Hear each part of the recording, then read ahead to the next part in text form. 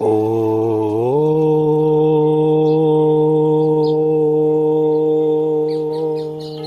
शांति शांति शांति।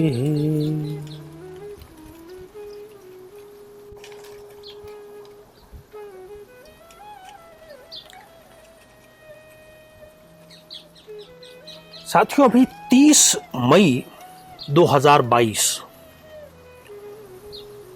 अवसर है सोमवती अमावस्या का। सोमवती अमावस्या है और महिलाओं के लिए, बहनों के लिए एक बड़ा विशिष्ट अवसर है वट सावित्री व्रत का। जन्म पत्रिका में यदि किसी प्रकार से वैधव्य योग का निर्माण हो रहा है, यदि विवाह में अननेसेसरी डीले हो रहा है, तो इस अवसर का लाभ उनको जरूर लेना चाहिए। आज के इस खास एपिसोड का जो मकसद है वो है पितृदोष से छुटकारा, पितृदोष का निवारण। मैं भी अपने चैनल पर आए हुए लगभग सभी कमेंट्स जब भी मुझे अवसर मिलता है पढ़ता हूं, उस पर चिंतन भी करता हूं। कई महाशय उसमें ये लिखते हैं, जहां पर पितृदोष का प्रश्न उत्पन्न होता है, कि आचार्य जी कई शास्त्रीय ग्रंथों में पितृदोष नाम का कोई भी योग, कोई भी दोष, उसका वर्णन हमें नहीं मिलता, तो ये क्या अचानक से कहीं से प्रकट हो गया है? ऐसा बिल्कुल भी नहीं है साथियों। ज्ञान दो प्रकार का है। एक है किताबी ज्ञान, पुस्तकीय ज्ञान, और दूसरा है प्रैक्टिकल और व्यावहारिक ज्ञान। बहुत ही महान आचार्य जिन्होंने ज्योतिष शास्त्र पर बड़ी बड़ी व्याख्याएं की, सिद्धांत हमें दिए जिस पर हम प्रैक्टिस करते हैं, उन्होंने एक बात स्पष्ट रूप से कही है कि जहां पर सिद्धांत समाप्त हो जाते हैं और जहां पर सिद्धांत हमारा मार्गदर्शन नहीं कर पाते, वहां पर हमें व्यवहार का सहारा लेना होगा। और पितृदोष, मंगल दोष, सभी पर जो परवर्ती कारिकाएं हैं, जो बाद में रिसर्च हुए हैं, वो कारगर पाए गए हैं। पितृदोष का यदि कष्ट किसी से पूछना है तो उस मनुष्य से पूछो जो कि इससे पीड़ित है। जो भी कार्य वो अपने हाथ में लेता है उसमें सिवाय असफलता के उसको कुछ भी नहीं मिलता। सभी प्रकार से योग्य होते हुए भी उसको हर जगह से असफलता मिलती है। तो पितृदोष आखिर है क्या? देखिए, हम जिस मानव शरीर को लेकर के घूम रहे हैं, अपनी दिनचर्या कर रहे हैं, दुख का सुख का अनुभव कर रहे हैं, ये हमें कहां से प्राप्त हुआ है? क्या हमने अपने आप स्वयंभू हैं हम? क्या हमने इस शरीर को स्वयं पैदा किया है? कदापि नहीं। ये हमें हमारे पितरों की देन है। जीवित है, अच्छी बात है, आपको सेवा का मौका यदि मिल रहा है अपने पिता का, अपने दादा का, तो इससे बड़े सौभाग्य की बात तो कुछ और हो नहीं सकती। परंतु किसी कारणवश, और दुर्भाग्यवश कहें बल्कि तो ज्यादा अच्छा रहेगा, यदि आपको मौका नहीं मिला है और आपको किसी विद्वान ने यह भी कह दिया है कि आपकी जन्म पत्रिका में पितृदोष का निर्माण हो रहा है, तो अब करें क्या? तो 30 मई को जो सोमवती अमावस्या आ रही है, ऐसे अवसर बहुत कम हमें वर्ष में देखने को मिलते हैं, लाभ उठाने का अवसर बहुत कम मिलता है। तो 4 ऐसे राज, 4 ऐसे रहस्य आज मैं आपको बतलाने जा रहा हूं। यदि आप पितृदोष से पीड़ित हैं तो उन चारों को अपनाइए, अपने जीवन का हिस्सा बनाइए और पितृदोष से आप हमेशा हमेशा के लिए मुक्त हो जाएंगे। इससे पहले मैं एक बात अपनी, जो कि मुझे अचानक से ही याद आ गई, कि मानुष देह ले पटंतरे, हमको जहां से ये मनुष्य की देह मिली है, इसके बदले इसके पटंतरे देवे को कछु नाही, कुछ नहीं है आपके पास में। जिस किसी शक्ति ने भी, जिस किसी भी पितृ ने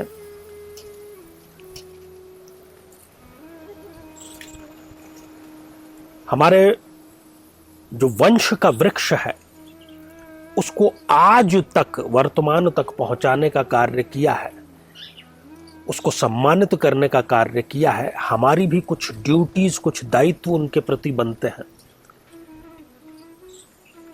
और जो एक समझदार व्यक्ति है, एक भावुक व्यक्ति है, एक आज्ञाकारी व्यक्ति है, उसके मन में ये टीस हमेशा रहती है कि मैं अपने पितरों के निमित्त क्या कभी कुछ कर पाऊंगा। तो आइए जानते हैं कि क्या करने से आपकी कुंडली का और आपके व्यावहारिक जीवन में जो समस्याएं आ रही हैं पितृदोष की, वो सदैव सदैव के लिए समाप्त हो जाए।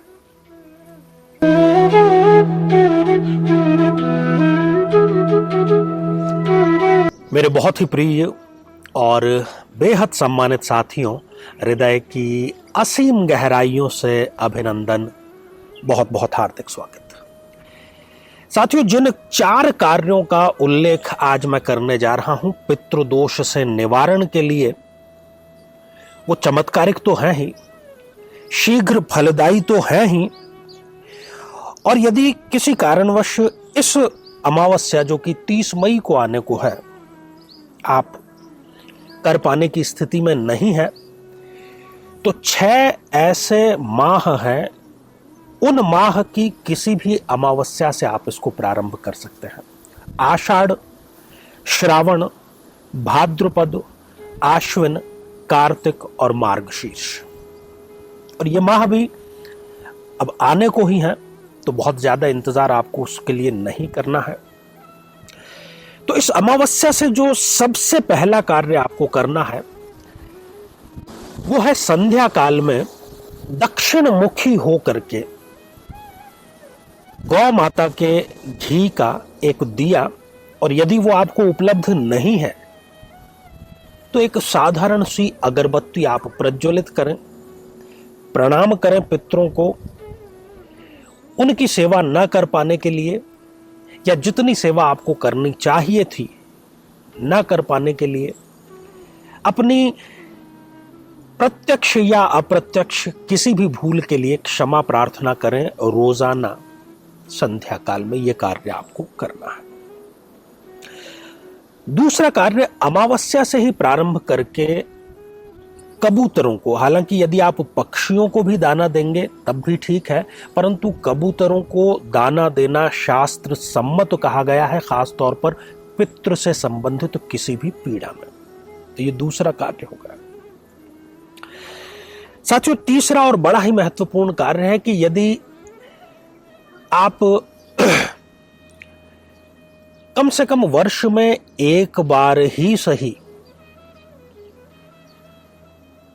अपने पितरों के निमित्त रात्रि जागरण, जिसको कि हम राजस्थान में रात्रि जोगा कहते हैं, वो अवश्य करना चाहिए। यदि आपको इसके बारे में ज्यादा ज्ञान नहीं है तो आप अपने घर के किसी बुजुर्ग, अपने परिवार के किसी बुजुर्ग व्यक्ति से इसके बारे में सलाह ले सकते हैं। तो वर्ष में एक बार आपको रात्रि जागरण अवश्य करना है अपने पितरों के निमित्त। चौथा और बड़ा ही महत्वपूर्ण कार्य जो कि आपको अमावस्या से ही प्रारंभ करना है, और अमावस्या से प्रारंभ करके पूर्णिमा से पहले पहले आपको उसको पूर्ण कर लेना है, अर्थात उस 15 दिन के भीतर भीतर ही। अमावस्या से आपने प्रारंभ किया, रोजाना आपको गीता का पाठ करना है। गीता के पठन पाठन और श्रवण के वैसे तो कई प्रकार के लाभ बतलाए गए हैं, इसमें सर्वोत्तम और सबसे बड़ा जो लाभ है वो है पितृदोष का निवारण। पितृ संबंधी यदि कुंडली की कोई भी पीड़ा है वो केवल मात्र गीता के पठन पाठन से समाप्त हो जाती है, परंतु उसमें आपको पक्ष का उल्लंघन नहीं करना है ना, क्योंकि आप अमावस्या से प्रारंभ करेंगे तो ये कहलाता है शुक्ल पक्ष, क्योंकि चंद्रमा वहां पर अब बढ़ना प्रारंभ हुआ है। तो पूर्णिमा से पहले पहले आपको भी गीता का जो पाठ है वो पूर्ण कर लेना है। ये चारों कार्य आप करिए। किसी प्रकार की आपको यहां पर समस्या आती है तो आप कमेंट्स के माध्यम से इसमें पूछ सकते हैं। किसी विद्वान का आप सहारा ले सकते हैं यदि आपको कंफ्यूजन है कि पितृदोष आपकी जन्म पत्रिका में है या नहीं। हालांकि मैंने उसके लक्षण भी आपको बतला दिए हैं। एक और महत्वपूर्ण बात यहां पर, चूंकि पितृदोष की बात चली है, तो यदि आपको किसी भी कारणवश कुछ भी अपने पितरों के बारे में जानकारी नहीं है, तो आप बोध गया में जाकर के, जो कि बिहार में स्थित है, वहां पर अपने पितरों का श्राद्ध या तर्पण करें। उसमें सर्व पितृ शामिल हो जाते हैं, और जैसा कि उसका नाम है कि गया अर्थात पितृदोष आपका वहीं पर चला जाएगा। तो ये सारे कार्य आपको अवश्य करने चाहिए। आज केवल इतना ही। साथियों, आप सभी स्वस्थ, समृद्ध और शांतिपूर्वक जीवन व्यतीत करें। नमस्कार। जीवन में किसी समस्या का सामना कर रहे हैं, जैसे कि शादी में देरी होना, पति पत्नी में मनमुटाव या तलाक तक की नौबत आ जाना, संतान का प्राप्त न हो पाना, नौकरी या धन प्राप्ति में बाधा आना, जीवन के प्रत्येक क्षेत्र में किसी न किसी प्रकार की बाधा आना, तो आज ही अपनी जन्म पत्रिका का संपूर्ण विश्लेषण करवाएं और पाएं समस्या से सदैव के लिए मुक्ति।